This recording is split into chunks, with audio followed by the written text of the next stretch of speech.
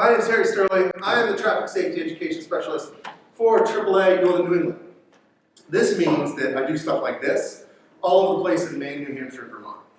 And I don't teach driver's ed or anything like that. Everything that I do is what we call post-novice driver education. So this means teens, high schools, colleges, all the way up to seniors. Obviously, the two biggest groups that we focus on are teens and seniors. Anybody have any idea why? Why do we focus on teens? Less experience. That's part of it.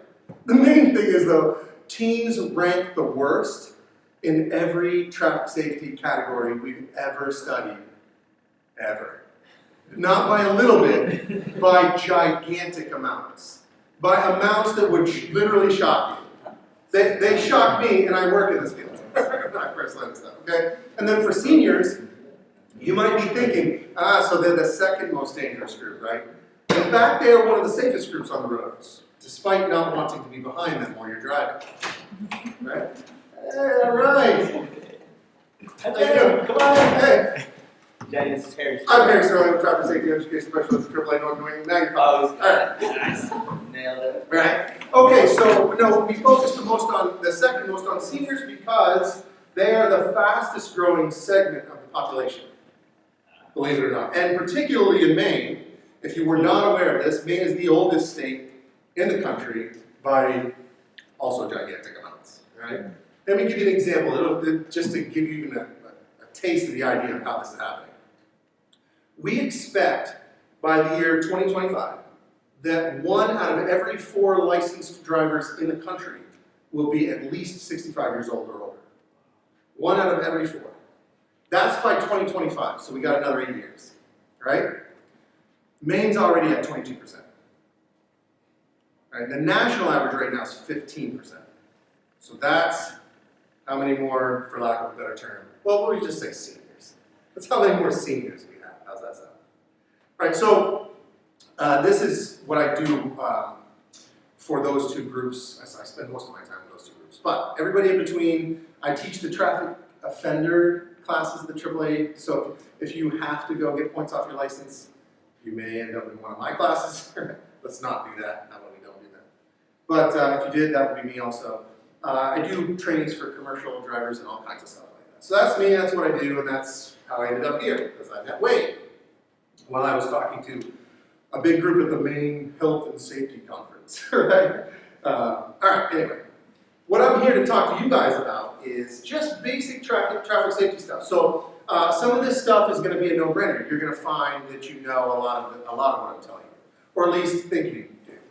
And what I'm going to hopefully show you and open your eyes about is that traffic safety is always kind of like a double-edged sword. So for everything that you think is good, there's another effect to that. And for everything you think is bad, there's another side of that as well. And look at that, another person.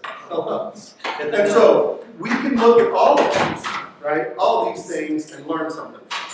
And the idea is that by the time that we leave here today, hopefully I will have opened your eyes in a way, more than just with knowledge, but in a real sense of what you can actually do to not just keep yourself safe, but also to help change the driving culture, which is something that's going to be very important here moving forward. And how many of you guys are still teens? Any of you? All right, so a few of you are still teens, all right? So how many of you have been driving for more than 5 years? 2? What does that mean? Like pretty close? All right. Almost 5, so a couple of you and then a maybe, right? 2.5 of you. So you can't possibly know at this point, really, is how much worse it is right now than it has been even very recently, say 10 years ago, 20 years ago. All right? I can remember a time when things were much different on the roads, and I'm only 42, which probably feels ancient to you.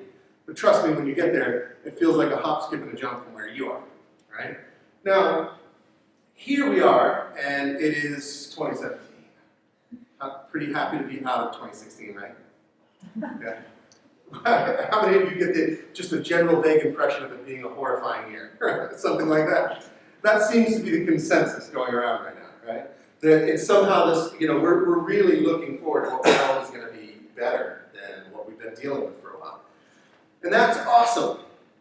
Now, from another standpoint, well, let me show you this picture. I looked around for something like this. And you guys sports fans? Yes? Everybody? I'm not really. Sorry about that. Not actually sorry. But I looked around and I found this picture, Wrigley Field. You guys familiar? So do you know how many people fit in Wrigley Field when it's full like this? I had to look this up too. 7. Half. 30. 35. Or maybe it's 36. But it's right in that mid-30s, right? So I actually thought when I first looked at this, really, that's 35,000 people? And I was literally trying to count the head. It gets really hard once you start looking at it. You think you can see all of them individually until you start trying to count them, and then you realize you can't. But this is less than the number of people that died in 2016 on our roads. And that was a good year. At the peak, when things were their worst, in the 80s, we were losing more than 50,000 people every year. And yet, how many things do you ever hear of? The numbers are so huge and it's so common, we get desensitized to it. We talk about the numbers of people that die from various things, guns or something like that. And we're shocked and we all want to mobilize and do something about it. And yet, something like this that's so every day a part of our lives. And I wonder how many different activities you've ever taken part in that were as dangerous as driving, and yet you've done it with the nonchalance of, whatever, I'm just going to go driving out on, in my death mobile, out on the death roads. But that's what we do every day. Every day. We don't think about it that way at all. On my way here, I saw so many things. I'm always looking for things like this. Going 70 miles an hour on the highway, and I'm watching all these people, and I'm keeping quite a bit of distance between me and the person in front of me because that's what we learn and that's what we're supposed to do, and I teach that, right? 3 to 4 seconds. If you're not sure how to figure out the seconds, there's easy ways for me to help you with that. But for now, just understand that means, logically, the slower you're going, the less distance you need between you and the car in front of you. The faster you're going, the more you need because you're counting seconds. It's going to naturally change, right? Well, as I'm keeping this distance, these cars are passing me, and 2 of them were annoyed with each other. One tried to go around an 18-wheeler who then cut him off. And so there's this 3, 4, 5 of them all annoyed with each other, all really pushing each other. I'm talking their vehicles front bumper to back bumper, this far from each other, at 70 miles an hour. And one of them was a 100,000-pound vehicle. Do you know what it looks like when a 100,000-pound vehicle hits even a full-size pickup that might weigh 4,000 or 5,000? It's like watching, a normal passenger car run over a bicycle. I mean, it does almost nothing to the truck, while it kills or destroys whoever's in it. And these people were just pushing their luck over, and I'm watching them all go by, and I'm thinking, not one of them thinks that they're risking their life right now. They're not thinking that way, or they wouldn't be acting this way. So as we go through everything I'm going to talk to you about today, I want you to keep in mind this idea that, have you ever learned what you've been talking about risk? So I don't know how you learned it, but how we teach it when it comes to traffic safety is that there are 4 distinct characteristics when it comes to risk. All right? Those characteristics are simple and logical and easy to wrap your brain around. Number 1, there's always risk when you're on or near a road. All right? Case in point, Farmington, Maine, this morning. A tractor-trailer truck, 18-wheeler, full, so at least 80,000 pounds, decides that he's going to go 45 or 25 and take a sharp turn, which he doesn't realize, but there's ice. And he loses control of the 18-wheeler and crashes into a house. So here's people in their home thinking that they're having nothing to do with the road or traffic. I'm safe in my home. I have nothing to worry about. But just the fact that that home was near to a busy road and a sharp turn made them vulnerable. Luckily, none of them got hurt. Only the driver and his passenger got hurt. But they completely ran into a house. It was luck that saved those people. Not any kind of skill on the driver's part, and nothing that they did. You literally can't walk on a sidewalk near a road and have no risk. So there's always risk. That's number 1. Number 2, risk is affected by every road user. This is pedestrians and the kids on the bikes and the skaters. This is the people who are walking or riding the wrong way or the right way, motorcycles, cars, trucks, commercial vehicles, all. Everybody affects how much risk there is in any given situation. Number 3, there are decisions that you can make that will absolutely affect the amount of risk you have to take on. So you can make decisions that will increase your risk, or you can make decisions that will decrease your risk. That's why we're here. Otherwise, what's the point in talking about it? If there's nothing you can do about the risk, no point in having a conversation, right? So here's number 4. To me, number 4 is the connector of the dots, if you will. So I'm going to do that a bunch today. I'm going to help you, I'm going to, take information that's probably been shoved at you 50,000 other times, and I'm going to help you connect the dots so you actually understand what it means. All right? Now, here's the number 4. Number 4 is perceived risk does not necessarily equal actual risk. Okay? Fancy way of saying how much risk you believe you're in is not necessarily accurate. It's not true. All right? So you could feel very safe, or at least reasonably safe, like those people today messing around with the 18-wheeler and pushing up on it, tailgating it, and flashing their lights. Or you can recognize that that's an incredibly dangerous situation, and that if anything happens, well, let's get rid of even the 18-wheeler and just say, how many times have you seen lines of cars going 70 miles an hour with 10 or 15, 20 feet maybe between them on the highway, all going together? And I'm telling you that the only reason that they all live through that is because nothing happens. They're lucky nothing happens. All right? Case in point. When we did a driver's ed class a little while ago, we have this machine. You can set it on the ground. It's got a green light, red light, and 2 pedals. And you sit in a chair and you push down on the gas pedal. And then you just stare at the light and wait for it to go from green to red. As soon as it goes from green to red, you switch to the brake as fast as you can. And then we time you and we make it a competition. So all these teens, arguably at a point in their life where their reflexes should be just about as fast as they're ever going to be. And the winner was a young lady who won at 0.39 seconds. A little less than half a second. Now, consider that she knew that that light was going to go from red to green, or green to red. So she was prepared, amped, and ready to go, and it still took her almost half a second. At 70 miles an hour, you will go nearly the length of a football field in half a second. You'll go something like 50 to 70 yards in half a second. So these people who are doing this on the highway, probably you in the recent past, even going just 45, 50 miles an hour, that are leaving, say, 20 feet between you and the car in front of you, thinking that's fine. You will have just enough time to realize you're about to die before it happens. You will not even have enough time to move your foot from the gas to the brake with that kind of distance. And yet, the majority of people who are out on the roads are doing it. Now, I told you everything's a double-edged sword. So the good side of that sword, right? That doesn't make a lot of sense, but follow me, all right? Come with me down this weird path, right? The good side of that is the fact that they live through it and that there's no crash. Well, that's good. We're happy about that, right? However, the not-so-good side of that, the frustrating side of it for people like me, is that now that driver is convinced that there's not so much risk as people tell them, and that they can do it and get away with it because they're that good, right? How many of you guys are good drivers? Come on, be honest. You think you're good, don't you? All right, keep your hand up.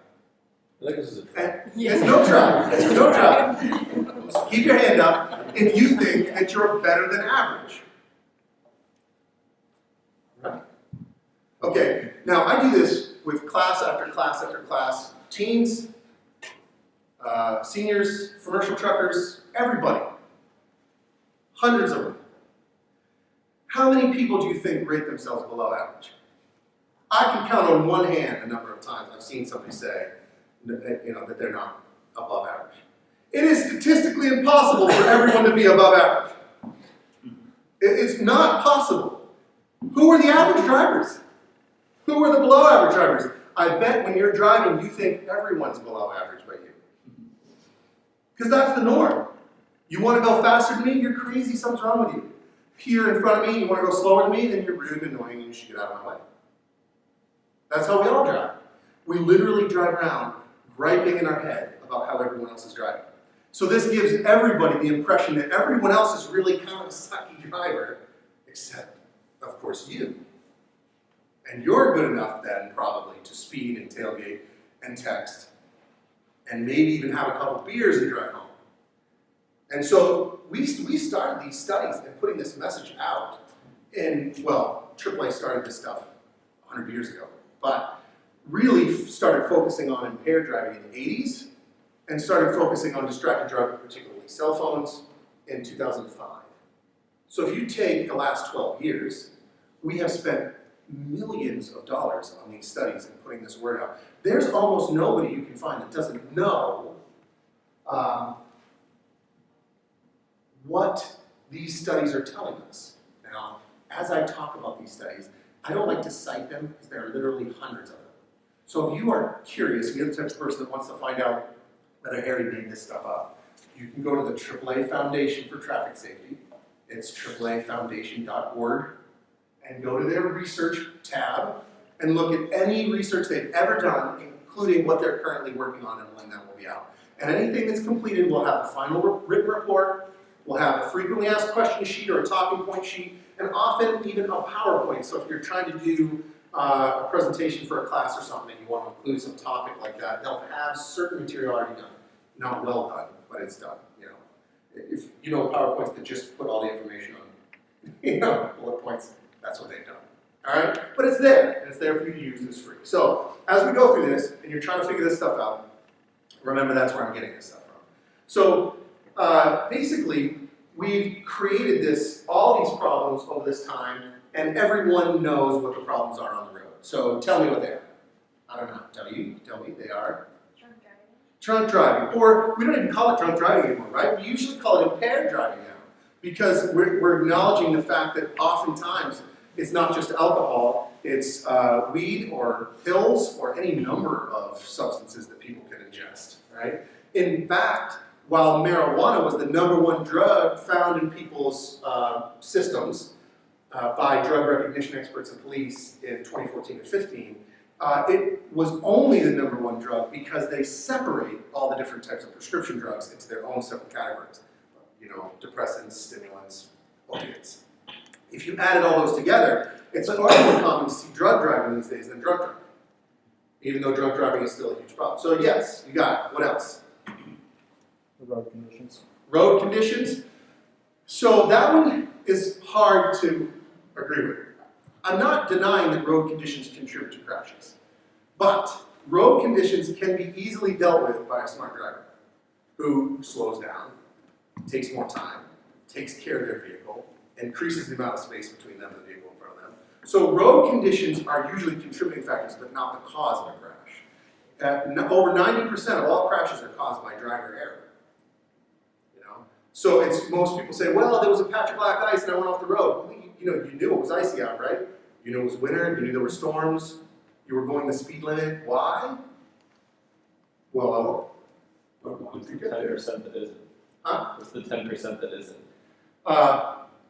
It's too varied to. More often than not, what we would say is that it's closer to 100%, but there are always those things where there are gray areas and we can't pinpoint the cause of a crash, and so we can't definitively call it driver error when the likelihood is it probably at least contributed to it. So we won't ever pad numbers. So we have, even if we use video evidence, if a person's driving and doing this, and we can't see the phone, we won't call that crash as having to do with a cell phone. Even though it's obvious to anybody watching the video that they're looking at their phone over and over again. If we can't prove it, then so that way you know that we're never going to make anything up like that. So that's where the 10% comes from. What are the other things though? You got impaired driving, you got or distracted driving, right? Because when I say distracted driving, you think of phones, but is it just phones? Eating. And what's that? Newspapers. Reading. Makeup. Ladies with the makeup, men with the shaving. Right?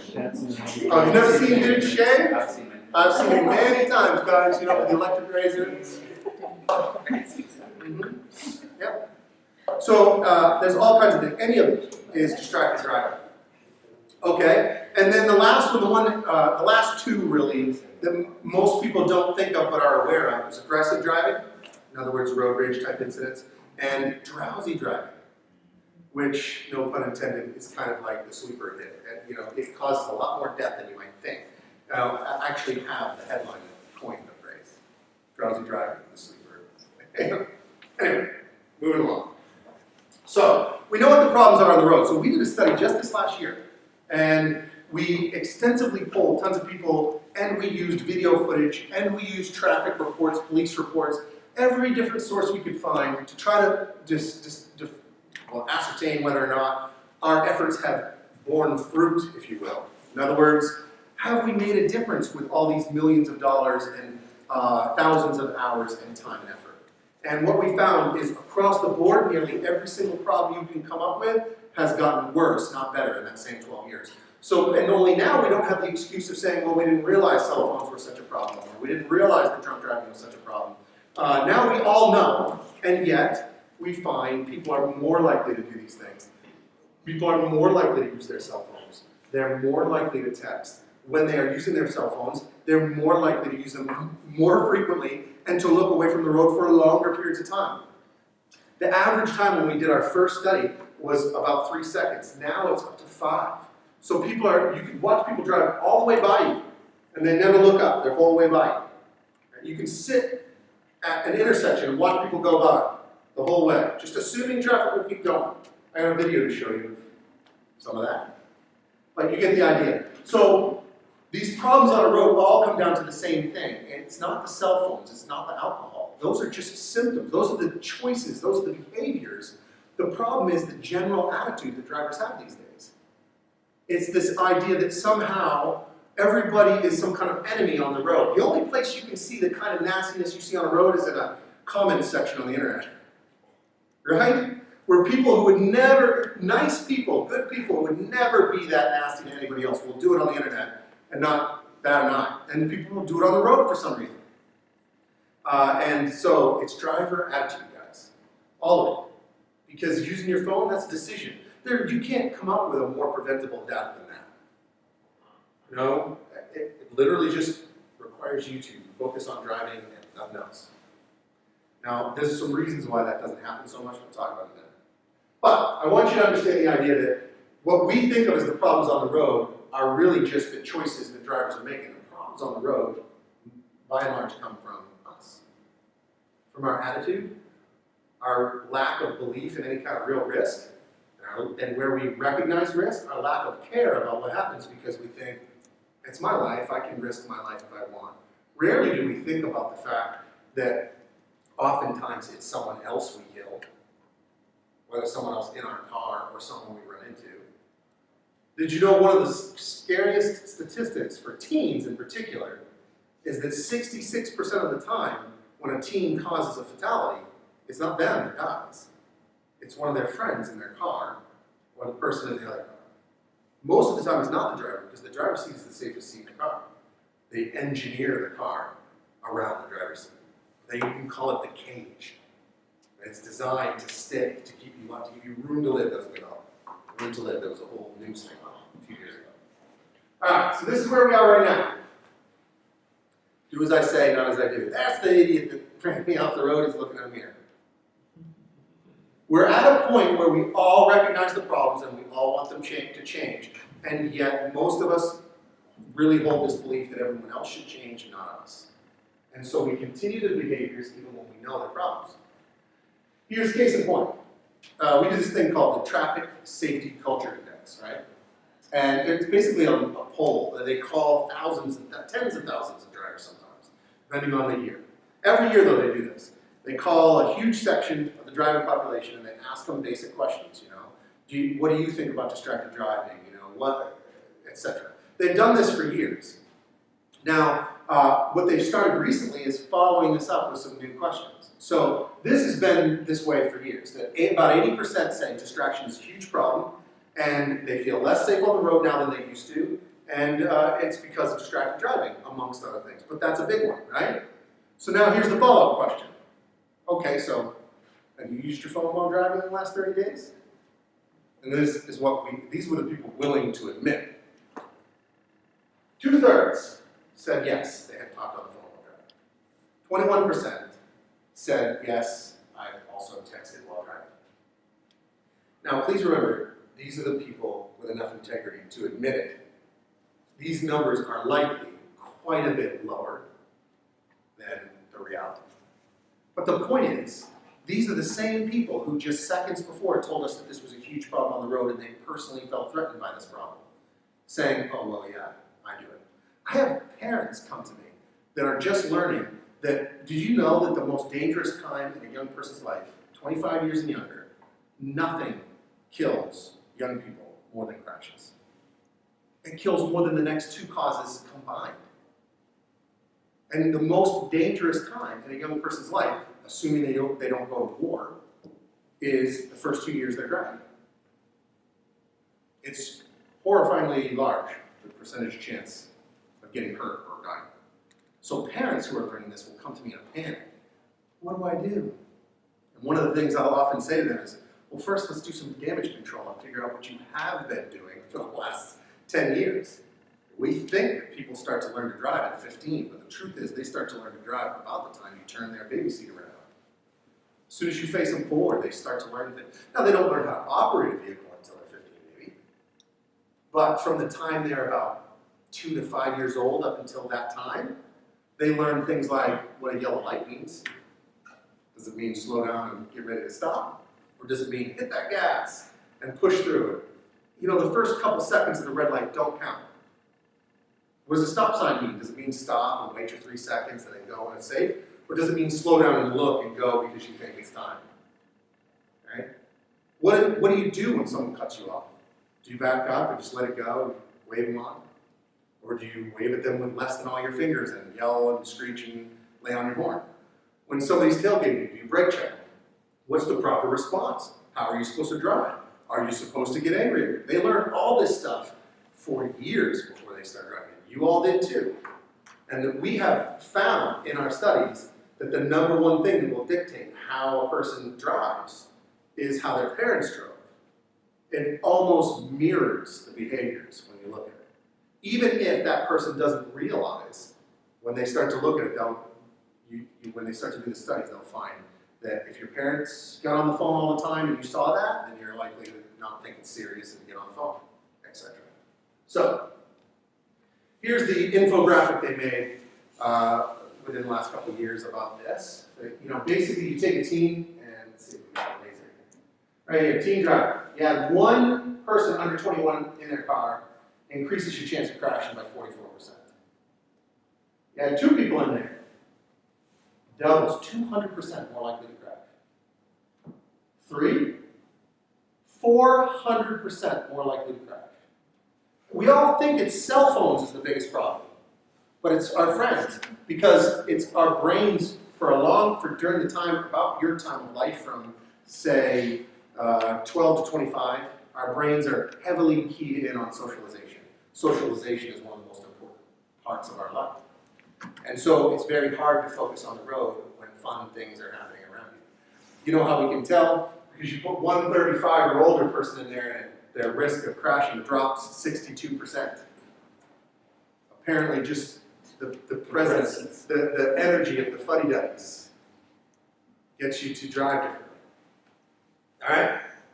So, now, while I've now inundated you with all this stuff and the deaths and the problems and all the things on the road and driver attitude, now we have to face the reality that I'm trying to convince you that it really is worth changing some of these behaviors, and yet our recent study shows that on average, and this is taking high school kids who've started driving that might drive 1,000 miles in a year, all the way up to people who drive for work and might drive 50 or 70,000 miles in a year. The average in America for a driver is 10,900 miles in a year. That's the average, right? And about 290 hours. So a 40-hour work week, we consider that full time. And believe me, it is annoying. When the day comes and you have to do it on a regular basis, and that's all you're looking at for the rest of your life, you're going to realize what I'm talking about. So this is more than 7 full-time weeks in a given year. When we think of going to work, you think of 7 2.5 weeks almost, right?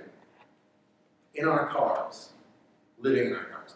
But by the way, don't use your phone or eat anything or pay attention to anything else or daydream or be tired, right? Just spend 290 hours laser focused on the road.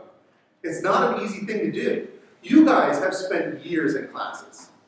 So you've not only mastered the art of staying focused for long periods of time, even when you don't want to, you've also mastered the art of looking like you're focused even when you aren't. So you can sit there and nod your head and be in Hawaii or something, right? Trust me, we all have that skill. You guys are just maybe a little more used to using it on a regular basis than the rest of us. And so, and this happens, your brain needs to shut down. You ever get in the, how many of you have ever gotten into a car with the intention of going one place, and 5 minutes later found yourself going somewhere else and just suddenly realized you were taking turns that, right? It's, everybody's done it. You know why? Because you knew where you were going, and you're so comfortable with that route, you didn't have to think about it, so you stopped thinking about it. And then you went and got in the car and started driving and stopped telling your brain what to do. You started daydreaming. And your brain said, well, let's use mine as an example. My brain says, what do I do now? Harry's not telling me where to go. I guess we'll go where we always go. Work. And then the next thing you know, I'm taking turns and going as if I'm on my way to work rather than wherever I was going. Your brain, it's actually an important skill. Your brain needs to do it to keep your energy high. Right? But in a classroom, it's not going to cause many problems besides you have to look at somebody's notes or reread a chapter. On the road, it's a life or death problem. When we have found in all of our studies, as we've narrowed it, that no one distraction is nearly the problem of just where your mind is. Anything your mind is on, other than the act of driving, is what causes the distraction problem. And so that's a big deal when you consider the amount of time you spend behind the wheel. This is what it looks like when a brain is totally keyed on driving on an MRI. Right? Lots of activity in this area of the brain. This is what it looks like when you take that same brain and then give them a secondary cognitively demanding task. Suddenly you've got a lot less of that area of the brain focused on the act of driving. So it's not a good thing. And here is the most recent, let's see if I can do this here. This is the second round, so it's not the most recent, they're on the third round now. But this is the second round of studies that Dr. Strange. Please say your command after you stop. Yeah, I think people are less distracted by the voice-activated things in cars. It's a lot safer. It's nice to be able to keep my full attention on the road. I don't think that's a distraction at all. I'm sorry, I did not catch that. What the hands-free systems currently mean is you press a button, you engage in this dialogue, it has errors, you get frustrated. There's this promise of hands-free interaction, but the reality is not there. AAA and the AAA Foundation for Traffic Safety partnered with mental distraction expert Dr. David Strayer to uncover why use of these seemingly safer dashboard technologies can lead to dangerous distractions behind the wheel. Update Facebook status. Look at brain potentials, we look at reaction time, we look at a number of characteristics of how a driver behaves. For us, that's really the interesting question. How do you tell when someone's distracted, even if they don't realize that they're distracted? Saturday is going well. So glad. Determined to dig deeper into this phenomenon, participants were first trained on how to use voice-activated technologies, and then were guided through a series of common voice-only tasks. A lot of the research suggests that speech production tends to be a big source of the workload. So if you jump into a system and you're engaged in this task we don't need to watch the for a entire period of time, I wanted you to your get the workload is idea. going to be quite. That our collective answer to this problem, if you look at phone makers and automakers, has been to say, okay, if these things are a problem because they're taking your hands off the wheel or taking your eyes off the road, we'll set it up so you can just use your voice, and then you won't have to look away and you won't have to use your hands. So your hands will be on the wheel and your eyes will be on the road. Won't that be better? That was the thinking. Unfortunately, our studies showed that using this kind of scale, mild danger would be like listening to the radio, listening to an audiobook, something like that. Right? Moderates, now you're talking on the phone, whether it's handheld or hands-free, you know, your mind is on the conversation, so you're talking moderate danger. High danger, you're looking at voice-activated or texting, things that require a lot of your mental energy or you to look away from the road, right? So based on this scale, we found that this is what the first round, now the second round that they're working on now has, you know, many times this number of vehicles. But the first round, they focused on just these vehicles. And if you look, very high, there was only one very high. But remember, high distraction is what we would consider significantly worse than being on the phone, whether you're listening, you know, hands-free or not. So almost every vehicle they looked at was in the high distraction range. Right? Only 3 vehicles were in moderate, and they considered that just like talking on the phone, which was the whole problem this was supposed to help us with. Right? None of them were down in that mild distraction area where we would consider it a reasonable level of risk for you to take on while driving. Right? Not one. So we've come up with all these answers that have actually made things worse. And so now you're going to be on the road with people who really believe that by using these devices, the infotainment systems or the voice activation on their phone, that they are somehow safer or doing a better job being safe on the road, when in fact they're engaging in activities that we found to be as bad or worse than anything we've seen so far. Now that will change, hopefully. The goal is that once they make these things work as smoothly as they're supposed to, it'll bring that level down, but it's not there yet, and it won't be for some time. Right? So a lot of people say, yeah, but Harry, I only get on my phone or do anything like that if I'm at a stop sign or a stoplight. You know, while the car's moving, I never do that. And so they added that into that round of study. And what they found was that your mind stays engaged in the act or the conversation or whatever you were doing during that period of time for up to 27 seconds after you leave, depending on how emotionally involved you were with it. So emotion is a key to this thing, guys. Anything that you're fine with, that you don't care about, you're more focused on the road, that's going to have a lower level of distraction. But if you're in an argument with somebody, right, or you've just dealt with emotional information, you know, grandma's in the hospital, or, you know, so-and-so lied to you about something, whatever it is, and you get very emotional about it, that's going to be more cognitively demanding and take more of your attention away from what you're doing. And then we end up, with the drowsy driving problem, which you would think, who do you think would be the worst group for drowsy driving? Is that what you think? Or are you just guessing because I said teens rank worse than everything? I think teens. You think teens? Yeah. Anybody with a different guess? They're like 20 to 25. 20 to 25? Old people. That's what most people think. In fact, if you ask old people, which is why I keep using seniors, because most of them don't like you to refer to them as old people. But if you ask seniors, they will often say that they think seniors are the worst.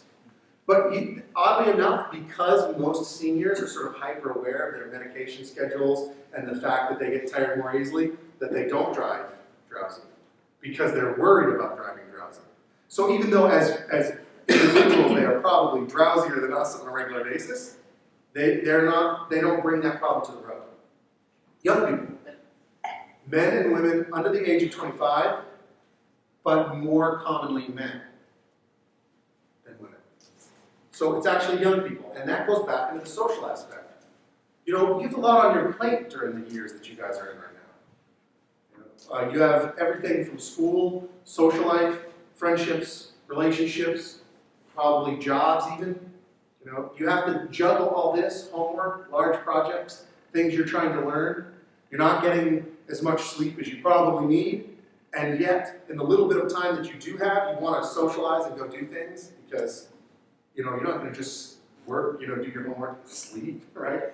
You've got to have some fun in there somewhere, right? Or go snowboarding or skiing or whatever it is you like to do. So, by and large, young people are more dedicated to what they want to do in their lives than they are worried about driving drowsy, so they're willing to do it. And if I think back on my own life, there were times where I took as a young man, took a really, really long trip. I once took a 23 3-hour-long trip and did it with no one in the car with me in one stretch and never slept.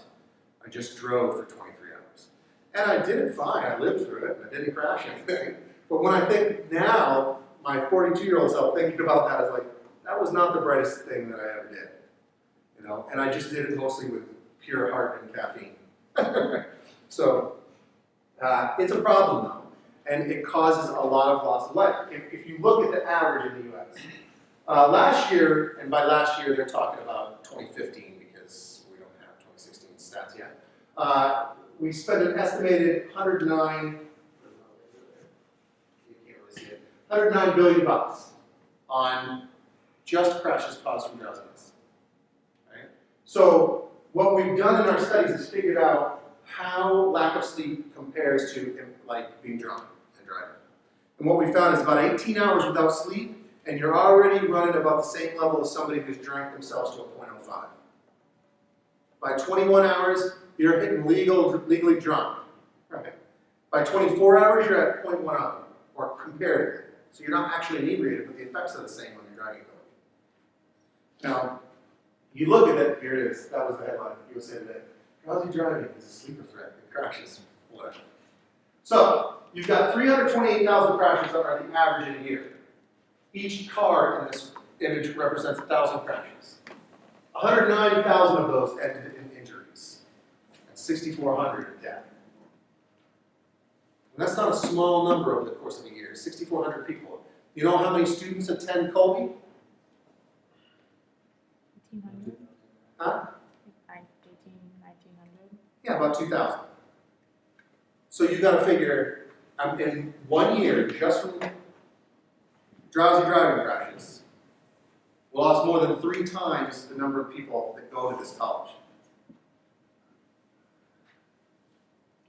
So 50% of drowsy driving crashes involve people 25 years of age or younger. That's pretty significant. Just take it in. So then you run into aggressive driving, right? We've covered everything else. We did the same thing with aggressive driving that we did with all the others. We polled a bunch of people, thousands. And we said, what do you think? 2 out of 3 of them said, yeah, it's definitely a worse problem now than it was a few years ago. 90% of them said that they feel that aggressive driving poses a personal threat to themselves. Bless you. All right. So here's our breakdown when we ask them the following questions. Okay, so in the last year, have you engaged in any of the following aggressive behaviors while driving? More than half of them tailgated on purpose because they were angry, or yelled at another driver.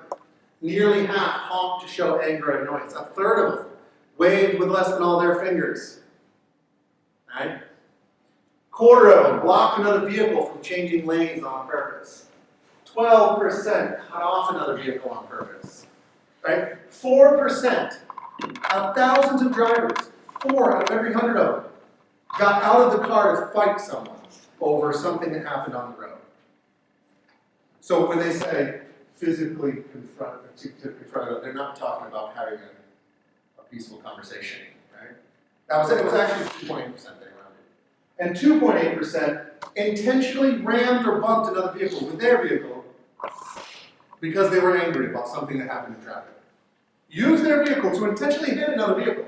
And you think, well, 2.8%, at least that's not that bad. But if you extrapolate that number out to the number of licensed drivers in America, that's all about 5.7 million drivers in a year.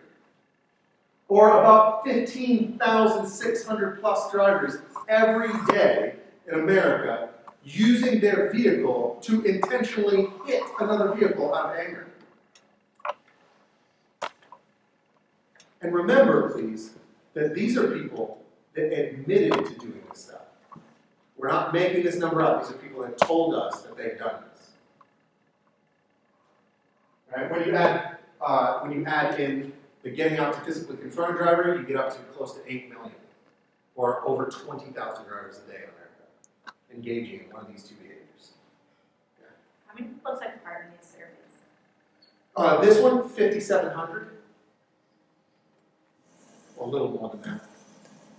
But when they do the full amount, they have these panels that will go through the various people and decide whether or not they can use this or not. So sometimes there's, for various reasons, why they might not accept a person's answers or something like that. So it was more than that originally. Like there were 22,000 crashes in the naturalistic data study that we used. But once we narrowed a whole bunch more, we couldn't really perfectly define what caused the crash, and they had to get rid of all those because you couldn't say definitively. We ended up with a much smaller piece of the pie. So every time they do these kind of things, they make sure that they only use stuff that they know is legitimate. All right, so when we're talking about red lights and stop signs, 9 out of 10 people said totally unacceptable to run them. But 26% of the people admitted to actually having done so in the last 30 days. So I went looking just to see, because AAA, we have our own study that suggests that it's closer to 90%. So our study suggests that at least 90% of Americans regularly ignore stop signs and red lights. Now, if you're giving me that look like, that doesn't sound right, you're probably one of the people that thinks that slowing down is equal to a stop. So we wouldn't count that. So even people who slow down quite a bit and look but never actually stop, we don't count them as people who honor the stop sign, right? And that's most people if you look around. Very few people come to a full stop and wait. Right? So I went around and found online this gem. In Philadelphia, they had a big argument with one of the local bicycle coalitions because a lot of people were getting in social media and stuff and complaining about the cyclists in Philly and saying that they were annoying and causing all the problems and that they were, never paid attention to stop signs or lights. So this bicycle coalition went out to a prominent, well-marked T's intersection and filmed for 5 minutes to see how many of these drivers stopped at those lights. And I'm not going to make you watch the entire video because I can spoil it with the punchline. It's basically only about 2 people stopped over the course of 5 minutes, and they only stopped because the pedestrian was walking in front of them and they can't go. Literally 100% of the people that can ignore the stop sign. And you'll see if I walk through the whole thing: school buses, public buses, cabbies. I think there's at one point, It's a weekday afternoon I think a over in police Town officer Square in November 2009. Now, I want you to notice that even though it's a T intersection, so you We have had 3 3 stop stop signs. signs and a blinking red, which Clearly officially there's means been a from the complete problem. home and proceed when it Because they says. have 3 prominent signs and 2 flashing red lights. No, I don't think it's gonna happen. Hello, stop here. Clearly stopped, it's just one of those, it's a relative thing. If you want to stop, stop.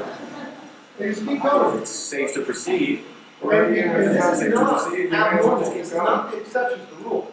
Even though you're I riding live in on a a car road where or there's there's an a elementary lecture, at school, least if 500 you yards. think you might get There's a there. stop sign right in front of It's it. our And I watch first people stop do of the this day. all For a day man long. or a Because the Right in bus front of the are school. It's going to keep going. There's a school bus. That is non-stop. The school bus doesn't even stop.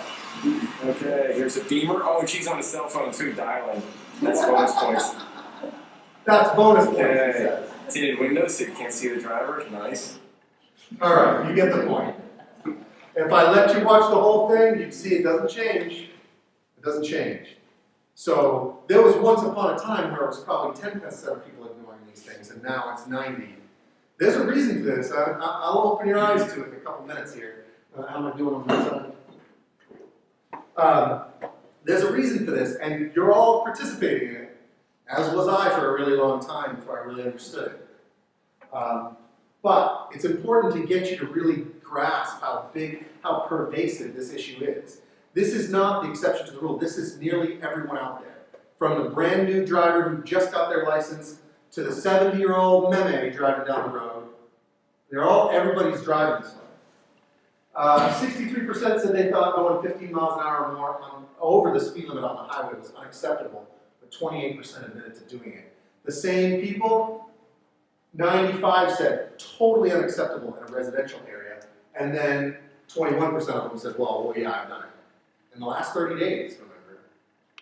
So you figure how many of these people were too embarrassed to actually admit to doing it. And once again, this was only well, some thousands of people, but when you take that compared to the entire population, and they do call them from all over, they're not from any one geographic area, but still. You think these are probably really low numbers. Dr. Strayer is the guy who does our distracted driving studies that you saw the video for. And in the end of the first video that they did, which you can look up on YouTube, or any video, any of them, he said that to fix this problem is going to take some kind of combination of education, legislation, and personal responsibility. And I would submit to you, after this brief 45 or 50 minutes of talking, that the education is already there. Everybody knows how to answer these questions. Everybody knows what the problem is, what the problems are, right?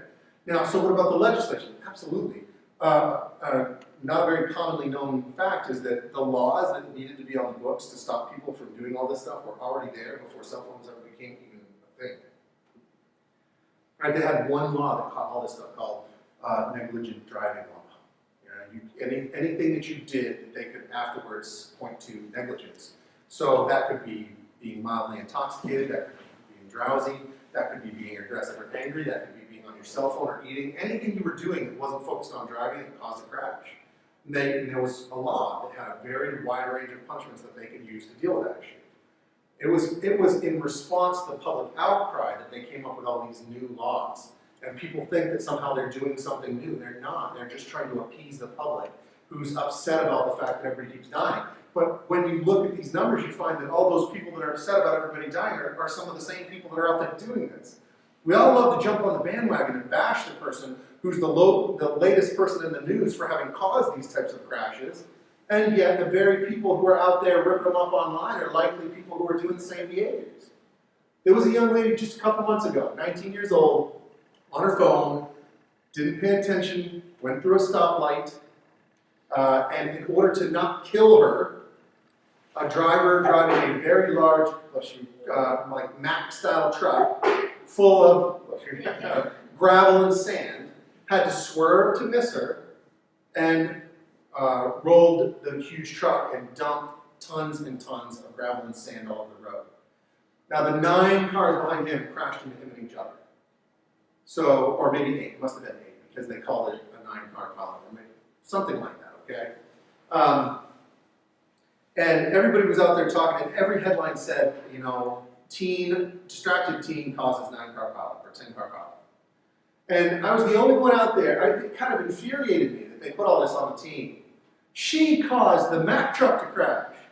She did not cause 9 people to make poor driving decisions and then run into the Mack truck that was rolled over. Every single one of them owns their own crash, or should. But now they're all blaming this 19-year-old girl. And I'm not saying that she didn't contribute to it all. Of course she did. But the fact is, if I'd have been the guy behind the Mack truck, I'd have been 3 to 4 seconds back and I would have stopped before I hit him. Now people behind me would probably have run into me because they didn't give themselves the space. But the point is, we would have broken that chain with one driver doing what they were supposed to do. Now, this is starting to bring you to my sort of closing point. And that is that we are creating our own problems. We are creating our own problems on the road. And most of the problems that we're creating, we're doing so in our reactions to the way everyone else is driving. And this is where personal responsibility, the third piece of what Dr. Strayer brought up, this is why that's so important. Because there's a serious problem when 90% of people recognize the problem, say it's a problem, tell you that they're afraid for their own safety because of the problem, and then admit to continuing that same behavior when they're on the road. That is a huge problem. When the vast majority of drivers in our country know what is killing everyone and keep doing it anyway. And so then people like me have to start asking themselves the question, what do I do if telling you that this is the problem is not enough? What do I do when I find definitively that after years of effort, the problem has gotten worse with driver behavior, not better, after you told them that, hey, all you got to do is stop doing these like 4 things and people will stop dying. And everybody's like, oh, wow, really? Thanks, Harry. I think I'm just going to keep going with all this anyway. And that's what's happening. But it's not just that. Consider this.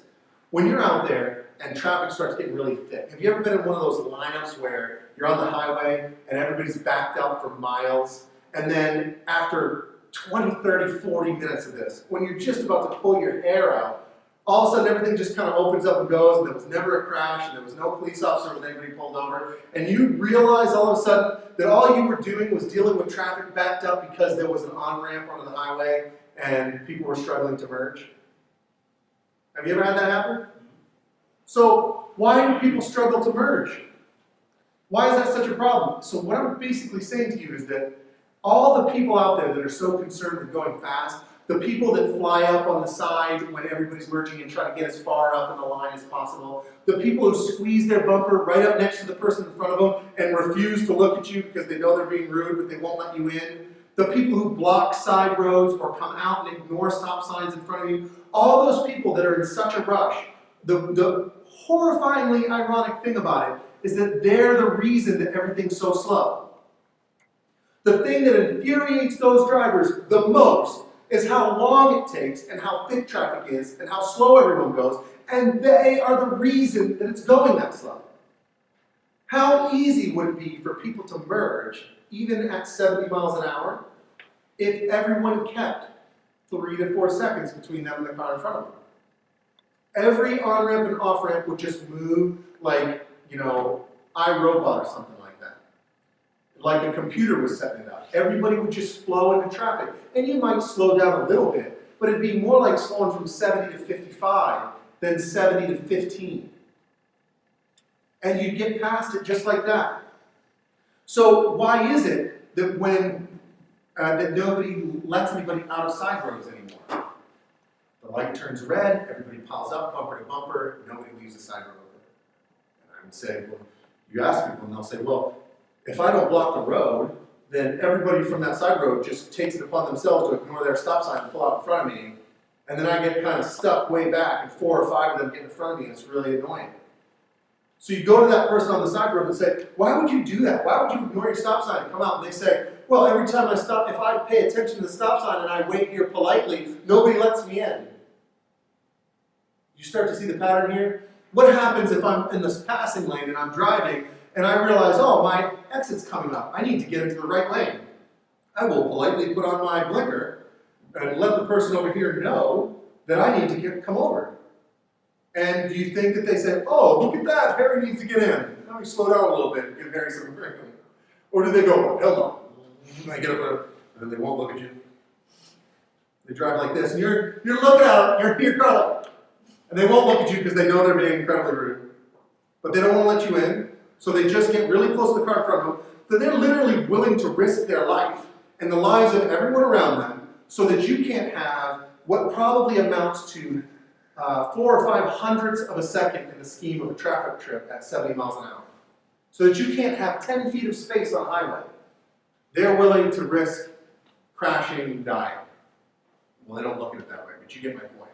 Now, what happens the next time that person wants to get in the right lane? You think they put their blinker on and they're nice and polite and take their time, or do they cut you off? They cut you off. Of course they do. Because they know that if they don't cut you off, if they try to be courteous and respectful, you won't let them in. So we are literally teaching each other that the only way to get anywhere on our roads is to be rude and impatient. And the more we do that, the more we see anybody who cuts us off or gets in our way or slows us down as somebody who's a personal affront. Somebody who's like challenging our worth as a person or something like that. Why else would somebody be willing to get out of their car and fight somebody over space on a road? There's like, that was a good point, Harry. So what I'm telling you is that in each of these situations, most of us choose to drive like jerks. But the only reason you're doing it is because you know if you don't be a jerk, they'll be a jerk. So you're being a jerk before they're a jerk, so that they don't get to be a jerk. Only that makes you a jerk. And now everyone else around you knows that you're being a jerk, and they realize that the only way to out-jerk you is to be the jerk first. Does that make any sense? You follow me on that weird, right? So that's everything, guys. Everything that we have that is a problem on our road today is a problem, if you distill it down, in driver attitude, in a mixture of impatience, aggression, and some concept of,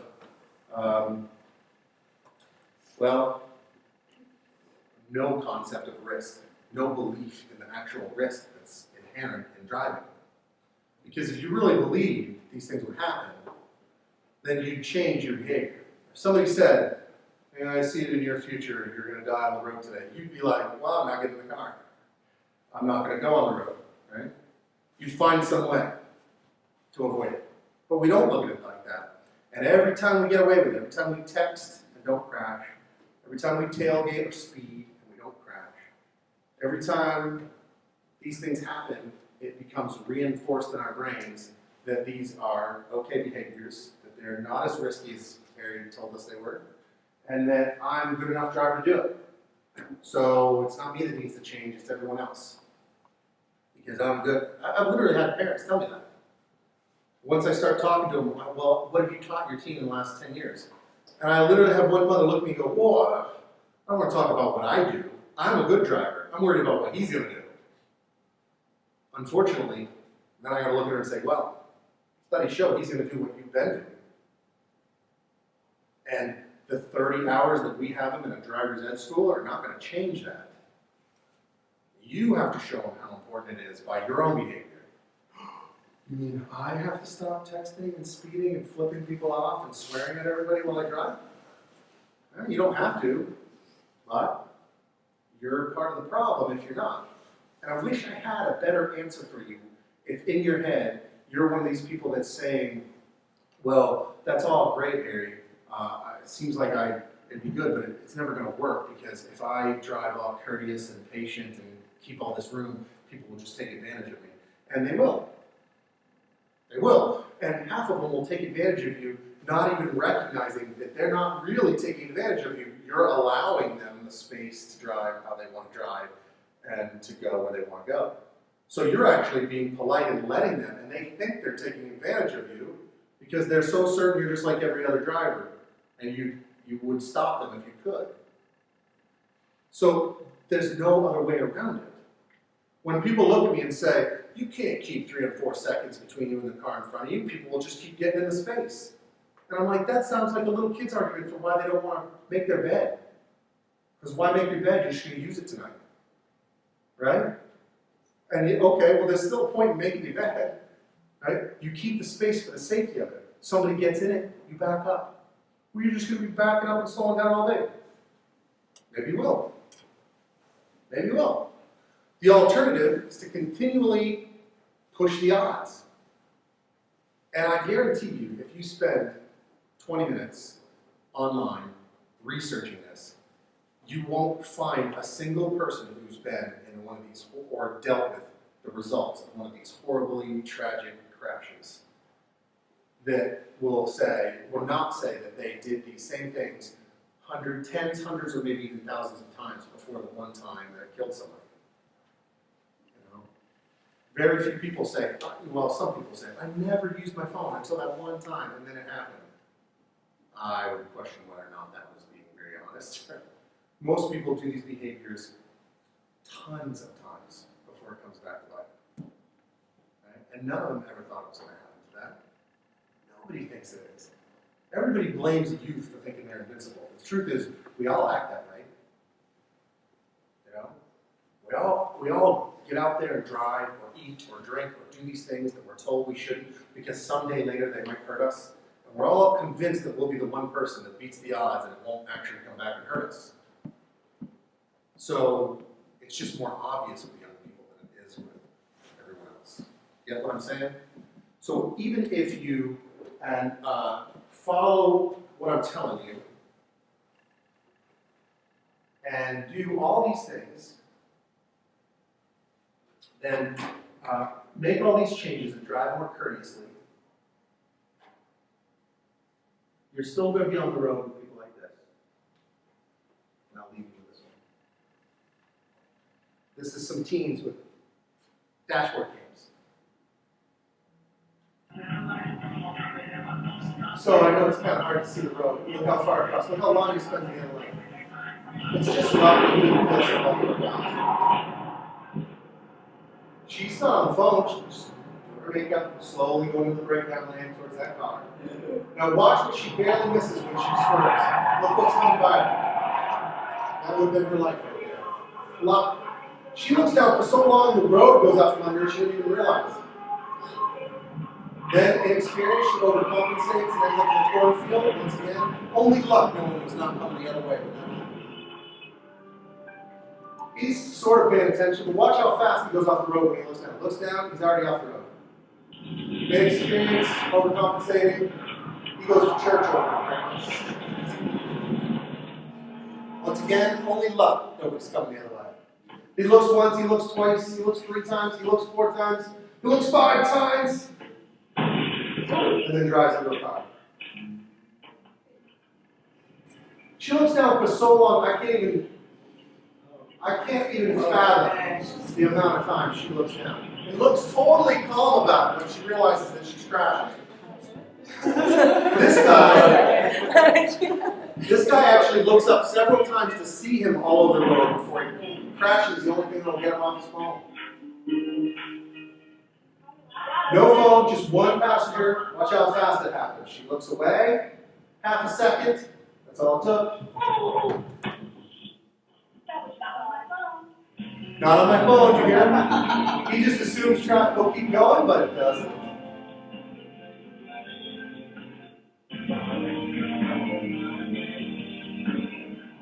Okay. She's hiding that phone because she knows she's being filmed. There she is on it.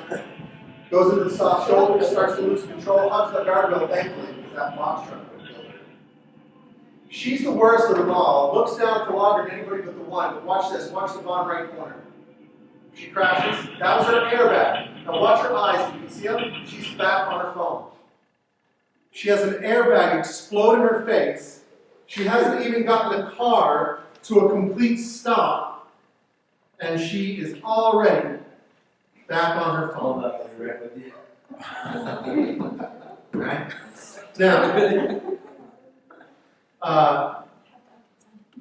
and believe me, when an airbag blows up in your face, it's not a small thing.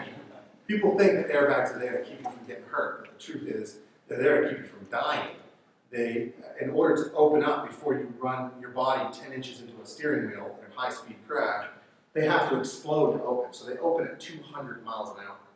That's why you always hear about, you can't keep little kids in the front seat and stuff like that now. It's because they're so powerful, they'll kill a small child.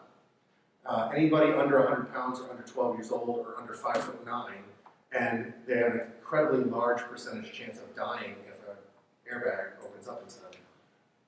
They can cause burns. Do you realize that you're not supposed to do 10 and 2 anymore? You guys know that, right? You're supposed to do 9 and 3 or 8 and 4. And it's because airbags open up and out, and they can break your forearms. You guys drive like this? I drive like this. I try not to now. I'm supposed to not do it. But it's my habit. It's how I like to drive. And so I got to constantly remind myself, because if the airbag opens when your hand's like this, it sends your own forearm into your face at 200 miles an hour. So it'll break your face and your arm. So there you go.